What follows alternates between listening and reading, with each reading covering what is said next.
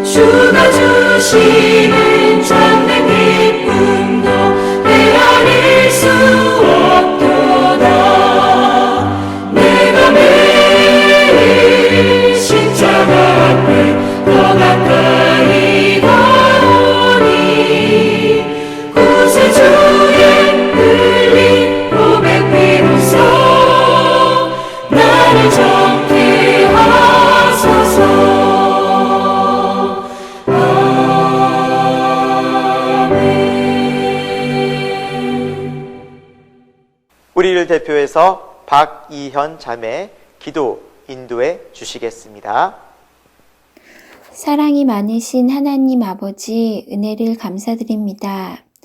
오늘도 변함없이 저희를 사랑해 주시고 한 주간도 우리의 삶의 터전에서 주님이 함께 동행하여 주시며 거룩한 주일을 맞이하여 예배의 자리로 인도해 주시니 감사합니다. 각자의 처소에서 예배 드리는 이 시간 하늘 문을 여시사 성령 충만함과 평강함을 더하여 주세요. 4월의 봄날 온 땅에 새 옷을 입혀주시고 형형색색의 아름다운 꽃들로 세상을 덮어주시는 하나님 아버지, 그동안 움츠렸던 몸과 마음을 털고 새 소망과 부활의 기쁨을 누리기를 간절히 기도합니다.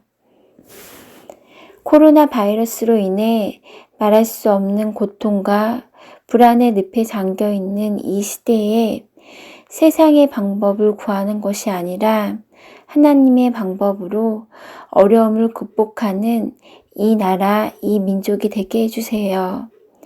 서로 돌보며 사랑하며 고난의 길을 함께 나누며 살아가는 저희들이 되게 해주세요. 하루속히 예배가 회복되게 하시고 새생명교회가 함께 모여 주님께 기쁨의 찬양과 예배를 드리는 시간이 오기를 간절히 기도합니다. 말씀을 전하시는 목사님에게 성령의 기름을 부어주시고 예배를 통하여 결단하며 순종하는 새생명 가족이 되기를 간절히 소망합니다. 이 모든 말씀 예수님 이름으로 기도합니다. 아멘. 오늘 하나님께서 우리에게 주신 말씀은 신명기 6장 4절에서 9절까지의 말씀입니다. 신명기 6장 4절에서 9절까지의 말씀을 정춘우 집사님께서 봉독해 주시겠습니다. 이스라엘아 들으라.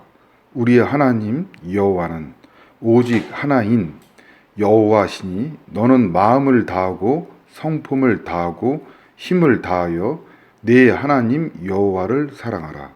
오늘날 내가 네게 명하는 이 말씀을 너는 마음에 새기고 네 자녀에게 부지런히 가르치며 집에 앉았을 때든지 길에 행할 때든지 누웠을 때든지 일어날 때든지 이 말씀을 강론할 것이며 너는 또 그것을 내 손목에 메어 기호를 삼으며 내 미간에 붙여 표를 삼고 또 내 집 문설주와 바깥문에 기록할지니라. 오늘 신명기 6장 4절에서 9절까지의 말씀을 통해서 신앙을 지키는 것이 생명을 지키는 것입니다 라는 제목으로 함께 하나님의 말씀 나누도록 하겠습니다. 2019년 1월에 말모이라는 영화가 개봉되었습니다. 말모이라는 뜻은 말을 모으다 라는 의미를 가지고 있는데요, 1911년 주시경 선생께서 제자들과 함께 편찬을 준비한 우리말 사전이 모티브가 되었습니다. 특별히 조선어 학회라는 곳을 중심으로 33인의 분들이 함께 이 모든 일에 동참하면서 그들을 중심으로 벌어진 사건을 다룬 이야기입니다. 특별히 그 당시는 일제강점기라서 일본 사람들은 우리 한글을 사용하지 못하게 하였고, 특별히 우리 이름도 다 일본어로 바꾸어서 부르게 하였습니다. 그만큼 일본 사람들은 우리의 민족의 정신이 담겨 있었던 한글을 사용하지 못하게 하면서 우리 민족 정신을 말살시키고 제국주의를 강하게 우리나라에 뿌리내리게 하기 위해서 그렇게 한글을 없애려 했던 것입니다. 영화 속에는 이런 대사가 나오는데요, 조선어학회 이긍로라는 분이 실제로 하신 말씀입니다. 말은 민족의 정신이요 글은 민족의 생명입니다. 여러분, 얼마나 귀한 말인지 모릅니다. 말은 우리의 정신이고 글은 우리의 생명이다. 즉, 우리가 말과 글을 잃어버리게 되면, 이것이 사라지게 되면 우리 민족의 정체성, 우리 민족의 정신이 사라지게 된다는 것입니다. 그러면서 일제 온갖 탄압과 방해 속에서도 이 조선어학회 많은 분들이 한글을 계속해서 보급하고 사전을 만들기 위해서 많은 애를 쓰는 장면들이 영화 곳곳에 나오게 됩니다. 1942년 10월에는 이 33인이 내란 선동을 했다는 죄로 억울하게 3년간 감옥살이를 하게 됩니다. 감옥에서 온갖 고초와 고문을 겪으시면서 그 중에 한 분은 그곳에서 숨을 거두시게 됩니다. 1945년 9월 8일 경성역 창고에서 총독부에 압수되었던 우리말 사전의 원고들이 극적으로 발견되어서 1947년도에는 조선말 큰 사전 1권이 발행이 됩니다. 여러분, 이렇게 언어를 지키려고 우리 한글을 지키기 위해서 많은 애를 쓰신 우리 믿음의 선조들 때문에 또 한글을 사랑하고 한글을 지키는 우리 대한민국 그 많은 사람들을 통해서 이 한글은 지금까지 우리 가슴 속에, 우리 삶 속에, 우리 역사 속에 이렇게 귀하게 남아서 우리 민족의 정체성을 이루게 되었습니다. 여러분, 최근 우리나라는 한글로 된 노래가 빌보드 1위를 차지하고 한글로 만들어진 영화가 세계 가장 영향력 있는 칸 영화제 아카데미에서 연거푸 수상을 하게 되는 영광을 누리게 되지 않았습니까? 한글, 그것은 곧 대한민국을 상징하고 우리 한국을 의미하는 민족의 정체성이 된 것입니다. 여러분, 신앙도 마찬가지입니다. 모세는 이스라엘 백성들에게 귀한 마지막 고별 설교를 하게 됩니다. 이제 가나안 땅에 들어가기 전 이스라엘 백성들에게 마지막 설교를 하게 되는데 그 내용이 바로 가나안 땅에 들어가게 되면 하나님을 알지 못하는 원주민과 많은 우상들 속에서 어떻게 신앙을 지켜야 하는지, 어떻게 하나님을 경외해야 하는지 모세는 마지막으로 설교하고 있는 것입니다. 모세 나이 120세입니다. 그의 노년에 온 정성과 온 힘을 쏟아서 이스라엘 민족들에게 하는 이 마지막 설교를 통해서 이스라엘 백성들은 그 말씀을 마음속 깊이 되새기게 된다라는 것입니다. 여러분, 신앙을 잃으면 삶이 무너집니다. 신앙을 잃으면 많은 우상과 세속의 많은 문화들 속에서 하나님을 잃고 방황하면서 우상을 섬기고 그리고 또 많은 세속적인 공격 속에서 그 삶이 결국 무너지게 된다라는 것이죠. 모세는 그것을 알았기에 마지막까지 최선을 다하여 그 말씀을 전하고 있었던 것입니다. 여러분, 오늘 우리에게 주시는 영적 메시지는 무엇일까요? 오늘도 우리는 이 현실을 살아가면서 세속주의, 과학만능주의, 철학과 많은 사상들, 물질주의 속에서 우리는 많은 공격들을 받고 있지 않습니까? 이 속에서 우리의 신앙을 지킨다는 것이 결코 쉽지 않다는 것을 우리는 알고 있지 않습니까? 오늘 이 신명기의 말씀이 오늘 이 험한 시대를 살아가는 우리들에게도 귀한 울림이 되고 또 우리의 신앙을 어떻게 지킬 것인가 다시 한번 하나님의 귀한 메시지가 저와 여러분에게 함께하는 소중한 시간이 되길 소망합니다. 첫 번째, 오늘 말씀을 통해서 하나님께서 우리에게 말씀하신 내용은 들으라 라는 것입니다. 들으라. 오늘 신명기 6장 4절 말씀을 함께 읽도록 하겠습니다. 이스라엘아 들으라. 우리 하나님 여호와는 오직 유일한 여호와이시니. 여러분, 이 들으라라는 단어는 히브리어로 쉐마라고 말합니다. 그래서 쉐마 이스라엘 이렇게 하나님은 말씀하고 있습니다. 이 쉐마라는 의미는 경청하라, 주의를 기울이라, 또 순종하라 라는 의미를 담고 있습니다. 그런데 하나님 모세를 통해서 어떻게 처음에 왜 들으라라고 말씀하셨던 것일까요? 여러분, 신앙생활은 듣는 것이 매우 중요하다는 것을 하나님은 여러 곳을 통해서 말씀해 주고 계십니다.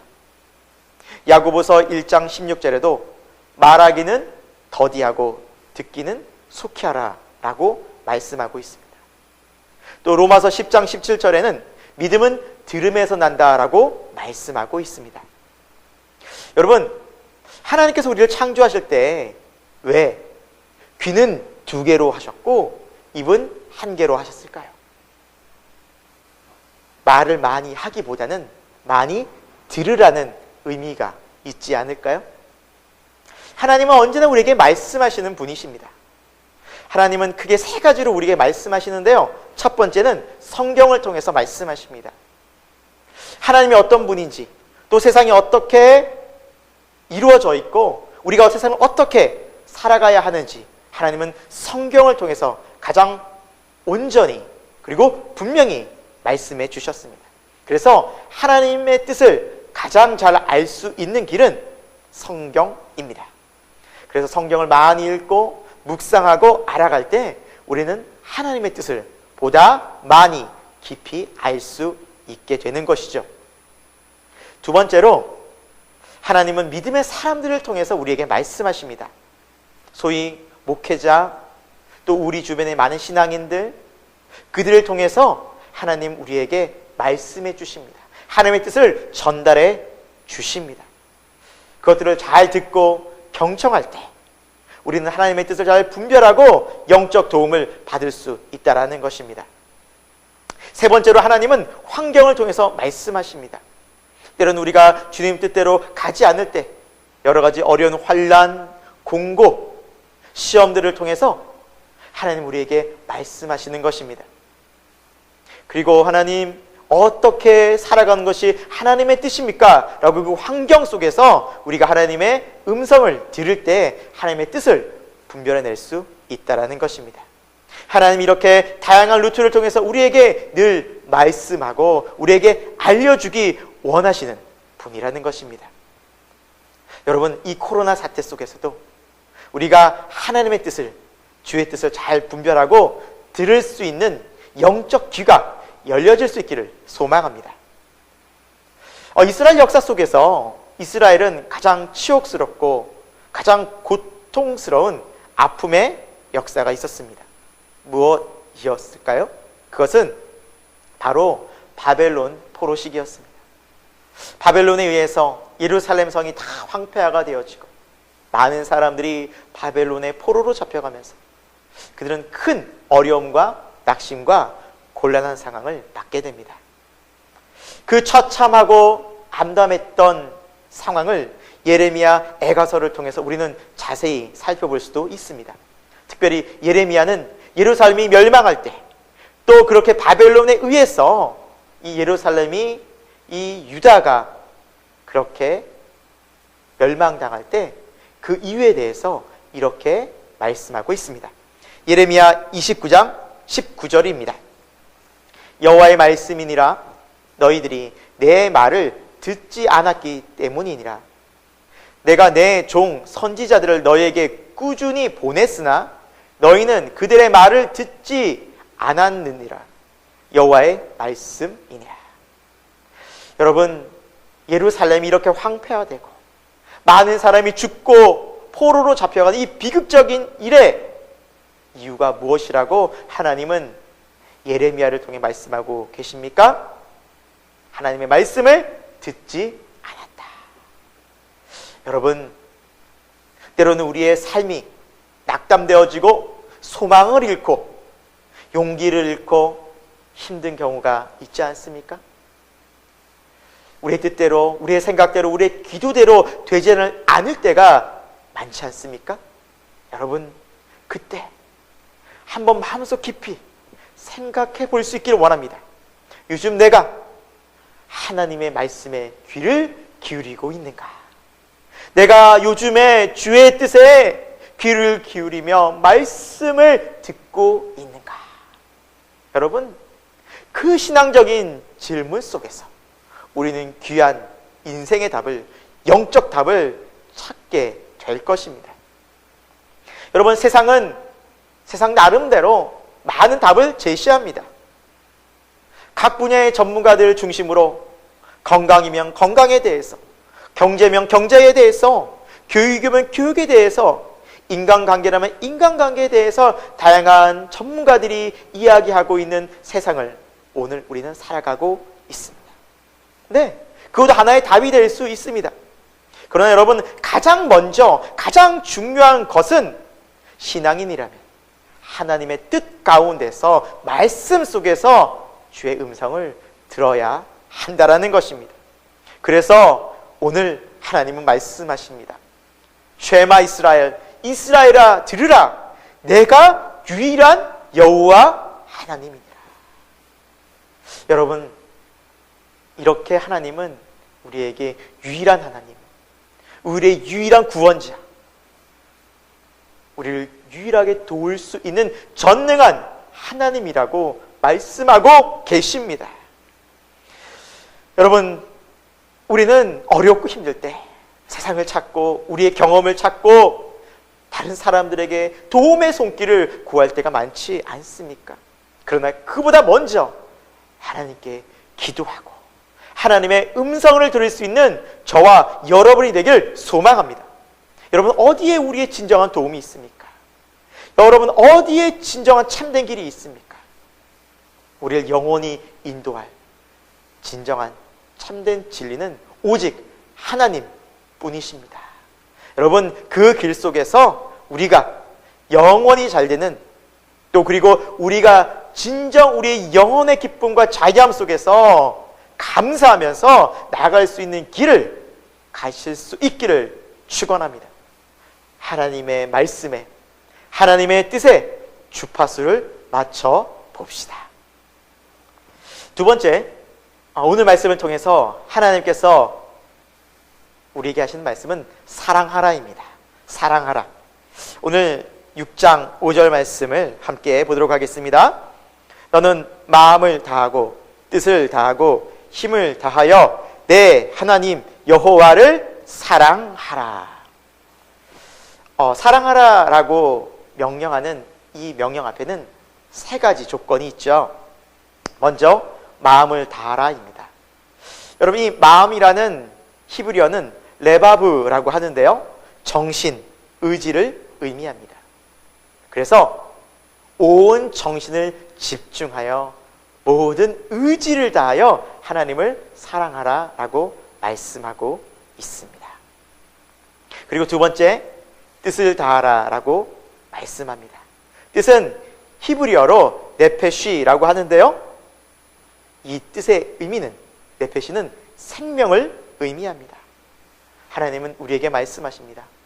생명 다해 사랑하라. 세 번째, 힘은 바로 메오드라는 히브리어를 쓰는데요, 이 메오드는 최선을 다하는 힘을 의미합니다. 큰 힘, 굉장한 힘을 나타낼 때 이 단어를 사용합니다. 여러분, 그래서 하나님을 사랑해야 할 때 하나님은 온 정신과 의지를 다해, 그리고 생명 다해 최선을 다하는 힘을 다하여 하나님을 사랑하라라고 말씀하고 계십니다. 그런데 이렇게 하나님을 사랑하는 것이 과연 쉬울까요? 너무나 불가능해 보이지 않습니까? 저도 이 말씀을 보면서 이거 쉽지 않은데 라고 말씀을 묵상하던 중에 성령께서 그런 음성을 들려주셨습니다. 내가 너희를 이렇게 사랑하고 있단다. 내가 너를 이 사랑으로 사랑하고 있단다. 정말 그랬습니다. 여러분, 하나님이 우리를 사랑하시는가, 하나님이 우리를 얼마나 사랑하시는지는 예수님의 십자가를 통해서 가장 강력히 보여지지 않았습니까? 예수님이 십자가를 지실 때 온 정신을 다하여, 온 마음을 다하여 기도하시면서 그 십자가의 자리로 나아가셨습니다. 그리고 끝까지 기도하시면서 그 십자가를 지셨습니다. 그리고 온 뜻을 다하셨습니다. 생명 다하셨습니다. 우리를 위해서 모든 살과 피를 다 내어주셨습니다. 그리고 온 힘을 다하여 그 십자가에 최선을 다하여 그 길로 가셨던 것입니다. 예수님이 십자가를 지실 때 골고다 언덕으로 오르시면서 넘어지지 않으셨습니까? 결국에는 그 힘에 너무너무 부치셔서 구레네 시몬이 그 십자가를 대신 지고 가기까지 예수님은 최선을 다하여 죽을 힘을 다하여 그 십자가를 지시고 우리를 구원으로, 우리를 회복으로, 하나님과 관계에서 진정한 화목으로 우리를 인도해 주지 않으셨습니까? 여러분, 주님의 십자가를 바라볼 때, 주님의 십자가를 묵상할 때 하나님의 사랑이 이렇게 얼마나 크고 놀라운지를 우리는 알 수 있게 됩니다. 그래서 우리가 하나님을 사랑할 수 있는 것은 바로 이 예수 그리스도의 십자가를 통해서, 그 십자가의 믿음에 대한 보답으로 우리가 하나님을 사랑하게 되는 줄 믿습니다. 하나님 사랑이 먼저입니다. 우리보다 더 깊고 넓고 더 높으신 하나님의 그 크신 사랑이 먼저 우리에게 임했기 때문에 우리도 그 하나님을 부족하지만 사랑할 수 있다라는 것입니다. 여러분, 생각해보면 우리가 하나님을 사랑한다는 것이 참 많이 턱없이 부족할 때가 많지 않습니까? 그럼에도 불구하고 하나님은 그 사랑을 기쁘게 또 만족해 주십니다. 가끔씩 저희 아이들이 저에게 선물을 주곤 합니다. 뭐 대단한 것은 아닙니다. 색종이를 접어서 저에게 만들어줄 때도 있고요. 그리고 종이에, 그 특별한 종이도 아닙니다. 이면지에 뒷면에 그림을 그려서 저에게 선물로 줍니다. 아빠를 그렸어요. 아빠 우리 가족을 그렸어요. 여러분, 어떻게 보면 참 많이 부족해 보일 수 있지만 그 작품에, 그 그림에 그 아이들의 마음이 담겨져 있기 때문에 저는 소중히 여기고, 여러분 그 그림을 책상에 붙여놓기도 합니다. 그 마음이 전달되는 것이죠. 그 사랑의 마음이 너무나도 제 마음을 기쁘게 하고 감동을 주기 때문입니다. 여러분, 하나님께 예배 드릴 때 하나님은 어떤 예배를 기뻐 받으실까요? 그 예배에 우리 마음을 다하고 정성을 다하고 사랑을 담아 드릴 때 하나님은 그 예배를 기쁘게 받으시는 줄 믿습니다. 오늘 우리가 비록 영상으로 예배를 드리고 또 우리가 주중에도 부족하지만 무릎을 꿇고 하나님의 말씀 부족하지만 그것을 읽으려고 마음을 다할 때 하나님은 그 시간을 통해서 영광 받으시고 우리를 사랑한다고 다시 말씀하시고 격려하시고 위로하시고 도우시는 은혜가 임할 줄 믿습니다. 여러분, 하나님의 사랑 우리가 더 알기 원합니다. 또 그 십자가의 사랑 더 충만히 알아가길 원합니다. 그리고 그 사랑에 대한 응답으로 하나님을 사랑해가는 저와 여러분이 되기를 간절히 소망합니다. 세 번째로 하나님께서 우리에게 주시는 말씀은 바로 가르치라입니다. 가르치라. 우리가 신앙을 잘 지키기 위해서는 잘 가르쳐야 한다는 것이죠. 여러분, 무엇을 배우느냐와 누구에게 배우느냐 중 무엇이 더 소중하고 중요할까요? 무엇을 배우느냐와 누구에게 배우느냐. 여러분, 이 질문에서 우리가 더 중요하게 여겨야 할 것은 바로 누구에게서 배우는가입니다. 한 예로 우리가 동성애를 주장하고 옹호하는 사람에게 성 정체성을 배운다고 가정해 봅시다. 어떻게 될까요? 아마 하나님께서 원하시던 성경과 전혀 다른 방향으로 가서 성윤리가 다 무너져 버릴 것입니다. 그래서 누구에게 배우는가 하는 것이 매우 매우 중요합니다. 그래서 교사의 역할이 매우 중요한 것이죠. 특별히 하나님의 말씀을 가르치는 사람은 하나님을 사랑하는 사람이어야 하고 하나님에 대한 사랑이 또 그 사랑이 그 마음속에 충만해야 합니다. 여러분, 특별히 우리가 자녀를 가르칠 때 그 자녀를 가장 사랑하는 사람이 누구일까요? 부모이지 않겠습니까? 정말 자녀를 가장 아끼고 가장 잘 알고 사랑을 베풀 수 있는 사람은 단연 부모일 것입니다. 그래서 자녀 교육의 첫 번째 선생님은, 교사는 바로 부모여야 합니다. 그래서 오늘 말씀에서도 성경은 자녀들에게 부모가 가르치라라고 말씀하고 있다라는 것이죠.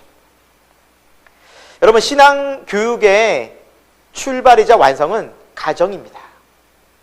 여러분, 교회 학교에 아이들을 맡겨놓고 그 교회 학교에서 아이들의 신앙이 정말로 깊이 있어지고 잘 자라게 될 것이다, 여러분, 그것은 큰 착각이고 잘못된 기대일 수 있습니다. 여러분, 일주일간 교회는, 또 교회 학교는 불과 몇 시간밖에 되지 않습니다. 그곳에 선생님과 함께 보내는 시간은 얼마 되지 않습니다. 그러나 일주일 내내 함께 훨씬 많은 곳에서 아이들이 지내는 곳은 가정입니다. 부모라는 것이죠.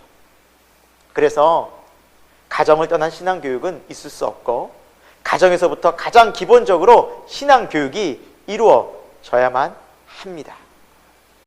여러분, 그래서 신앙교육, 특별히 가정에서 신앙교육을 할 때 이 신앙의 골든타임이 저는 있다고 생각합니다.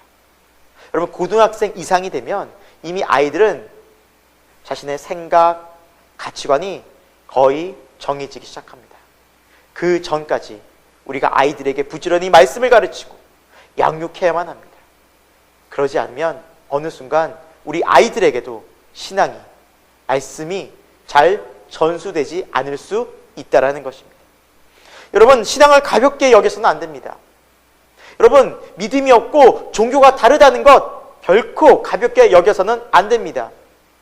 그것은 곧 자녀와 내가 영원히 다른 곳에서 살 수밖에 없는, 만날 수 없는 곳으로 갈 수밖에 없는 그런 삶을 의미하기 때문입니다. 믿음이 없는 자녀라면 영원한 고통과 저주 속에서 하나님의 심판 가운데 지내야 된다는 것을 의미하기 때문입니다. 여러분, 그래서 절대 우리는 가벼이 여길 수 없습니다.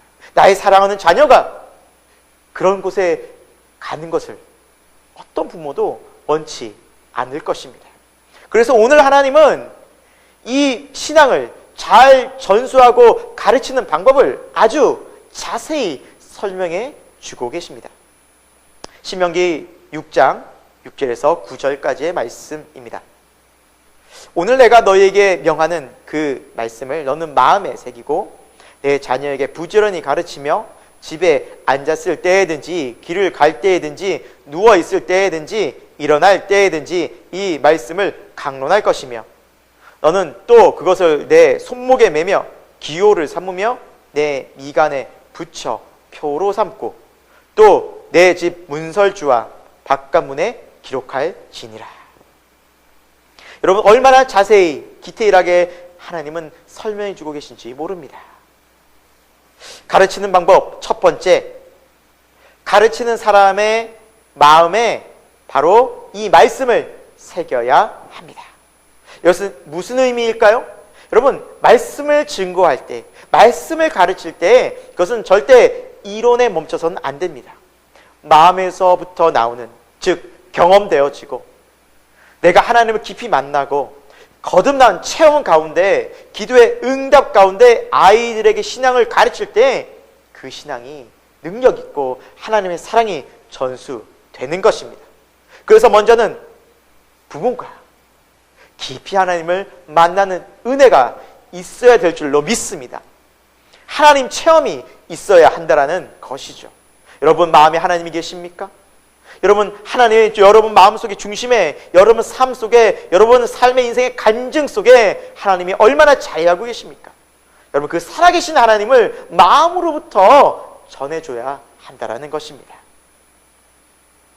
두 번째, 부지런히 가르치라고 말씀합니다.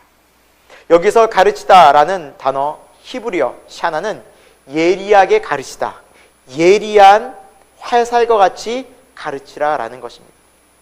여러분, 아이들에게 우리가 말씀을 가르치고 신앙을 가르친다는 것 결코 쉽지 않습니다. 저도 참 아이들에게 말씀을 가르치고 또 기도를 가르친다는 것이 결코 쉽지 않다는 것을 느낍니다. 세상에 아이들이 좋아하는 것, 세상 문화들 정말 너무나 많이 있고 또 공부도 해야 하고 그 신앙을 전할 틈이 참 쉽게 생기지 않습니다. 그래서 오늘 말씀에서도 자녀들에게 가르치는데 어떻게 가르치라고 말씀하고 있습니까? 집에 앉았을 때이든지 또 길을 갈 때이든지 누워있을 때이든지 일어날 때이든지 말씀을 강론하라. 옆에 붙어 있으면서 시시때때로 틈만 나면 말씀을 가르치라고 말씀하고 있습니다.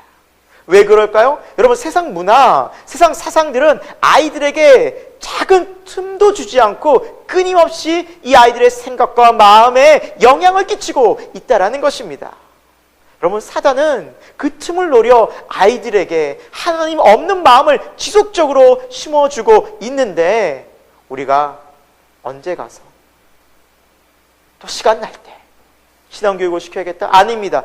신앙의 골든타임을 다 놓쳐버리게 되는 것입니다.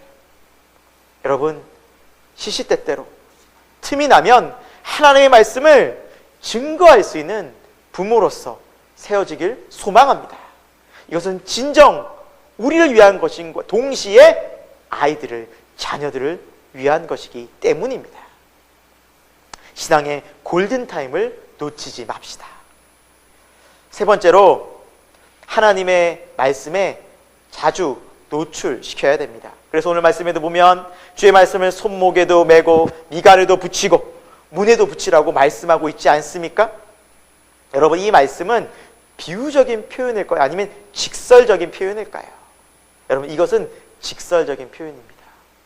그래서 유대인들은 이렇게 실제로 교육을 시키고 있다고 합니다. 지금까지도 그렇습니다. 그래서 테필린이라는 것을 그들은 사용하는데요, 왼손에 테이핑을 하고 하나님의 말씀을 기억하기 위해서 이렇게 감는 것이 있고요, 그리고 머리에도 이렇게 써서 띠를 두르고 그 띠 안에 사각형 모양 안에 말씀을 넣습니다. 그래서 그 말씀을 기억하게 하고 계속해서 가르치게 하는 것이 테필린입니다. 아마 인터넷을 검색해 보신다면 그 그림을, 그 사진을 여러분 좀 더 자세히 확인해 보실 수도 있을 것입니다. 여러분, 유대인들은 정말 이 하나님의 말씀을 정말 그들에게, 아이들에게 가르치면서 손에, 정말 이마에 오고 가며 그 아이들의 말씀을 전수하고 있다고 합니다. 그래서 유대인들은 13세까지 모세오경을 암송시킨다고 합니다.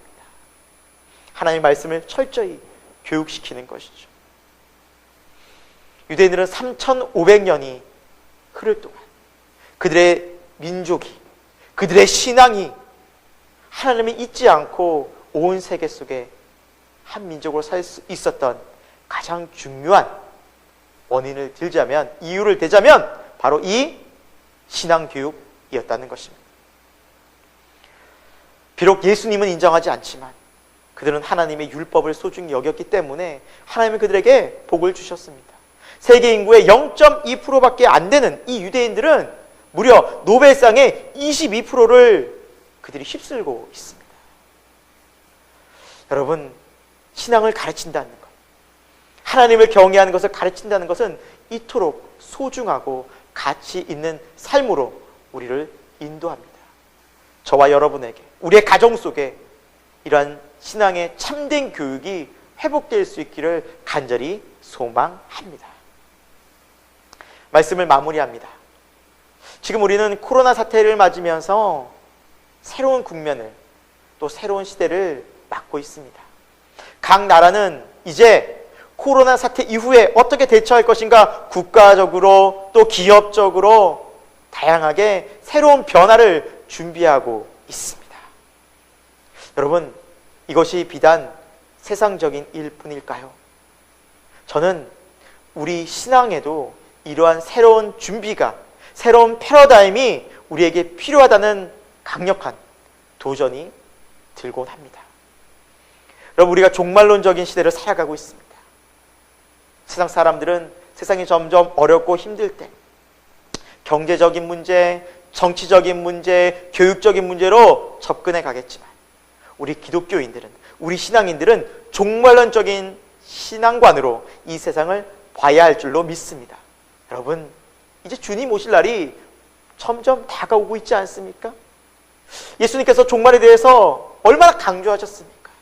깨어라, 내가 도적같이 오리라. 열처녀의 비유에서부터 여러분 달란트의 비유까지 얼마나 많은 종말에 대한 예언들과 비유들을 우리에게 많이 해 주셨습니까? 우리가 어떻게 살아야 할까요? 정말 우리가 신앙으로 깨어서 있지 않으면 우리는 신앙의 영적 잠을 잘 수도 있다라는 것이. 그래서 빌립보서에 너희 구원을 두렵고 떨림으로 이 구원을 이루어가라고 말씀하고 있지 않습니까? 여러분, 그래서 우리 새생명교회는 하나님 앞에 어떻게 영적 훈련을 해나갈까 함께 고민하던 중에 개인 경건 훈련을 이제 이번 주부터 실시하고자 합니다. 여러분, 저희 카톡방에 개인 경건 훈련표를 올려놓으려고 합니다. 여러분 프린트 하시고 여러분 그걸 보시고 여러분이 점검하셔서 셀 리더들에게, 주일 셀 리더들에게 또 그것을 여러분 함께 공유하고 스스로를 점검하면서 매일매일 깨어서 말씀을 읽고 또 하나님 말씀을 묵상하고 기도하는 자리 가운데서 우리의 신앙을 깨어서 우리의 영적 생명을 계속해서 지켜나가는 우리 새생명교회가 되기를 간절히 소망합니다. 우리 신앙이 잠들지 않고 우리 교회가 계속해서 깨어서 이 종말의 때를 지혜로운 슬기로운 다섯 처녀처럼 보낼 수 있기를 간절히 소망합니다. 그런 성령이 충만한 교회, 깨어있는 새생명교회가 되어서 우리가 이 어려운 시대를 믿음으로 잘 살아갈 수 있기를 예수 그리스도의 이름으로 축원드립니다. 기도드리겠습니다. 우리의 힘든 삶 속에 하나님의 말씀과 은혜를 주시고 우리와 늘 함께하고 계심을 보여주신 사랑의 하나님 아버지, 우리를 이 힘든 세상 속에서 갈 길을 인도하여 주심에 감사를 드립니다. 오직 말씀을 믿음으로 순종하며 주의 말씀 속에 위로와 소망을 얻고 살아가는 신앙인이 되게 하여 주옵소서.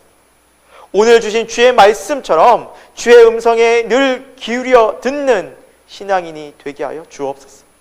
그리고 하나님을 온 마음과 뜻과 힘을 다하여 사랑하는 믿음이 되게 하옵소서. 또한 말씀을 자녀들과 교회에서 잘 가르치고 전수하는 삶이 되기를 소망합니다. 세상의 많은 시험과 유혹 속에서도 오직 이 믿음을 지키며 주님을 따라가는 신앙인이 되기를 소망합니다. 그래서 천국 문에 이르는 그날까지 믿음으로 인내하며 이 구원의 길을 주와 함께 걸어가는 크리스찬들이 다 되게 하여 주옵소서. 예수 그리스도의 이름으로 기도드립니다. 아멘. 지금은 우리 주 예수 그리스도의 그 놀라우신 은혜와 하나님 아버지의 영원하신 사랑하심과 성령 하나님의 감화 감동 역사하심이 쉐마 이스라엘, 이스라엘아 들으라. 하나님의 말씀을 듣기 원하고 또 하나님을 뜨겁게 더 사랑하기 원하고 하나님의 말씀을 가르치기를 다시 한번 다짐하는 우리 새생명교회 모든 교우들 가운데 온 교회와 지금 코로나 사태로 어렵고 힘들고 고통 중에 있는 전 세계 모든 사람들 가운데 지금부터 영원토록 함께 하시기를 간절히 축원하옵나이다. 아멘.